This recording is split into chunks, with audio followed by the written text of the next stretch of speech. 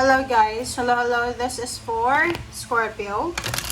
Scorpio, welcome dito sa aking channel, Kapalaran 888. Welcome guys. Alamin natin kung anong messages, vibration, gabay energy para sa lahat ng Scorpio. Alright.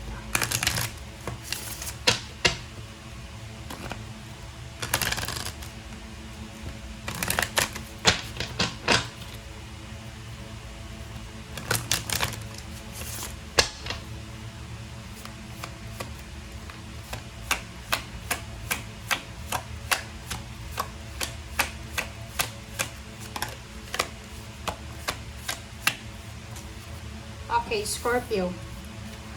Play and let your past go. Wow. Unahin natin itong let your past go. Scorpio, so nakikita ko sa'yo dito, may mga past trauma ka ba? Past baggages, relationships, connections, attachment na nahihirapan kang i-let go. Kumbaga, nakikita mo dito, there's a burden. Okay, there's a burden of carting your past around has made you wary. So, parang nahihirapan ka na maka-move on, i-let go yung past. Parang na to sa'yo nakadikit na sa'yo, okay? So, let go your past, let your past go, okay? Sinasabi ng barahan na it's time na para maglagay ka ng boundaries, yung mga bagahe mo na binibit-bit everyday, ibaba mo na yan. Okay? Kunin mo lang yung lessons and learnings na nakuha mo from your past and leave everything. Parang ganon. And aside from that, so sa nakikita ko, medyo malungkot ka. Ilagay mo sa isip mo na hindi mo na kailangan na alalahanin yung past mo. Okay? Naisipin mo na tapos na.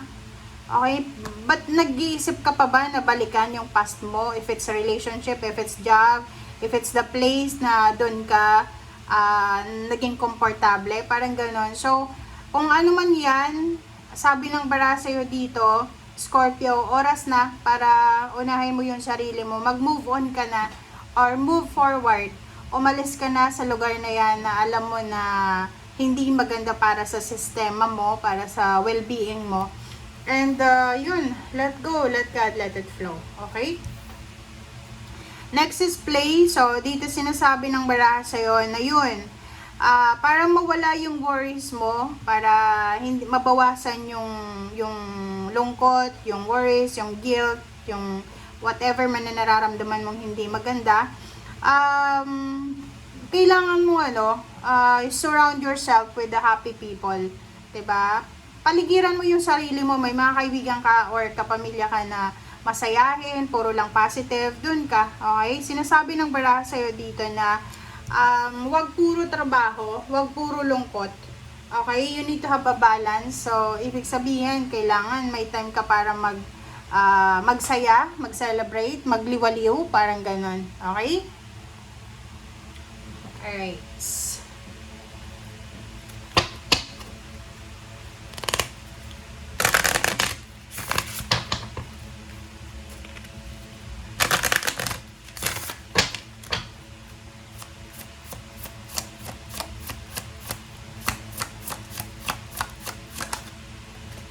Okay.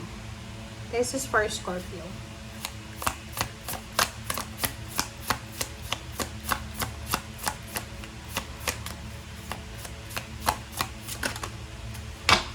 You have 3 cards, guys, from the second deck. This is from Cancer Energy, 7/16. I feel, Scorpio, I transform, and Lunar Eclipse. So, sa nakikita ko sa'yo dito, Scorpio, yon, energy mo to, kailangan na ng balance Masyadong, sa nakalipas na mga readings natin, pare-pareho yung mensahe na sinasabi ng baraha. Parang naka-magnet ka, naka-stapler ka doon sa past mo. Sabi ng baraha sa'yo, you need to transform. You need to change. Transform, change, and feel the movement, 'di ba? So, if you are grieving, kung malungkot ka, nag-aalala ka, nag-grieve ka, okay lang yun. Okay lang, grieve, 'di ba? Maging malungkot ka, umiyak ka, pero Hindi yung everyday ka na lang ganun. Okay? Make sure na you have time for yourself na maging masaya. You have time for yourself na mag-enjoy, 'di ba? Kasi unfair 'yan sa iyo, 'di ba? Napaka-unfair. Okay? Kung sino man 'to na inaalala mo, hindi kanya na inaalala, masaya na siya, parang ganun. Ang nakikita ko, full of regrets ka. Nagsisisi ka, sobrang pagsisisi. Okay?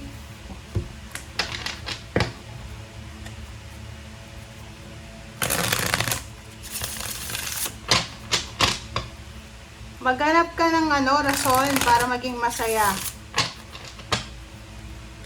Hanap ka ng rason para maging masaya.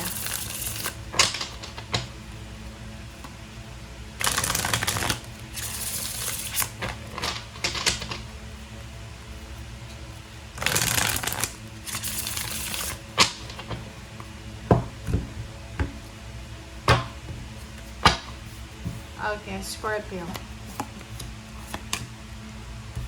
Okay, 4 of Cups and 6 of Wands. Oh, 'di ba? Ang nakikita ko sa'yo dito, ganito 'yon, Scorpio. Maybe may trabaho ka, maybe may negosyo ka. Pero may mga past issues ka sa love life, or may mga post-traumatic experiences ka sa family mo, or sa intimate, or sa family, talagang sa mother, sa father, sa siblings, parang ganon. So, sa nakikita ko sa'yo dito, ang sabi ng baraha, you're waiting nag-aantay ka. Like, for example, ang nakikita ko sa'yo dito na ginagawa mo is like, nakipaghiwalay ka. Nakipaghiwalay ka sa iyong ex, and then, because may bago ka na, so, siguro, hindi nag-work yung relationship mo na bago, so parang gusto mong bumalik dito sa dati mo. Ang problema lang, nag-aantay ka, hindi ka pa nakaka-recover sa kanya, ganun gumalaw yung mundo, guys. 'Di ba? I know several na tao na ganun. Sila yung nagloko, sila yung nagkaroon ng karelasyon na iba, sila yung nakipaghiwalay, tapos sila yung hindi maka-move on. Kasi parang yung pagkakaroon nila ng ibang relationship ay dala lang ng homesickness, ng galit, or ng sexual drive, or whatever. So, sa nakikita ko sa'yo dito, parang ikaw yun, na you're still waiting for the closure, you're still waiting for another chance. Pero, kung makikita mo dito, sabi ng baraha sa'yo, kung ako sa'yo, wag ka nang maghintay ng another chance.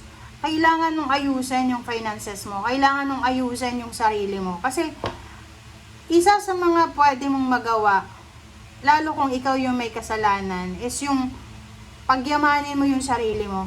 Kailangan ipakita mo sa ex mo na kahit wala siya, asensado ka, ganyan ganito. Kasi alam mo sa panahon ngayon, pera na yung batayan eh, 'di ba? Kung sino yung mapera, doon sila. So you need to be careful sa pagbebeg ng relationship, ng love, ng attention, ng closure, or whatever man, kasi walang mangyayaring ganun. Okay? Diba? Nakita mo yung 8 of Cups and 6 of Cups. So, sabi ng baraha sa'yo dito, makinig ka ha. Etong 8 of Cups na to, sinasabi na kailangan mo nang umalis. Kailangan mo nang i-let go. O, paulit-ulit lang tayo. Eto ganun din, let go, let go. Since, I don't know, siguro 1 month na tayo, puro let go. 8 of Cups, let go. Find yourself sa ibang place, sa ibang sitwasyon, hanapin mo yung kapayapaan. Okay, huwag ka nang bumalik sa dati.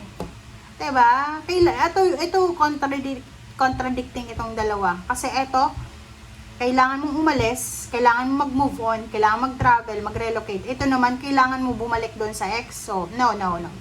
Kailangan mo nang mag-move on. Huwag ka nang bumalik sa ex mo. Okay? Huwag ka nang bumalik sa dati mong trabaho. Kung alam mo yung trabaho na yon ay hindi yan maganda para sa'yo, huwag ka nang bumalik doon. Okay, Queen of Swords and Ten of Cups. Oh, diba? Sabi ko sa'yo ang Queen of Swords na to, this is the new direction. Sabi ng baraha sa'yo dito, kailangan mo nang umusad. Okay, ano ba yung ibig sabihin yan? Kailangan mo nang pilitin na makaalis ka dyan sa traumatic na experience na yan, dyan sa problema mo na yan. And the Ten of Cups here, sinasabi na pasayahin mo yung pamilya mo, pasayahin mo yung sarili mo, hanapin mo kung saan ka talaga magiging maligaya. Okay? So, sabi ng Pentacles and the Wheel of Fortune. No? Sabi ng baraha sa'yo dito na instead na mag-focus ka sa love life mo, instead mag-focus ka sa relationship, why not na mag-focus ka para sa financial change mo? Why not hanapin mo kung saang lugar ka yayaman? Why not hanapin mo kung sino yung mga taong makakatulong sa'yo para yumaman ka? Diba? So, ito yun. Ito yung barahan na nakikita natin ngayon. Thank you guys for watching. Bye!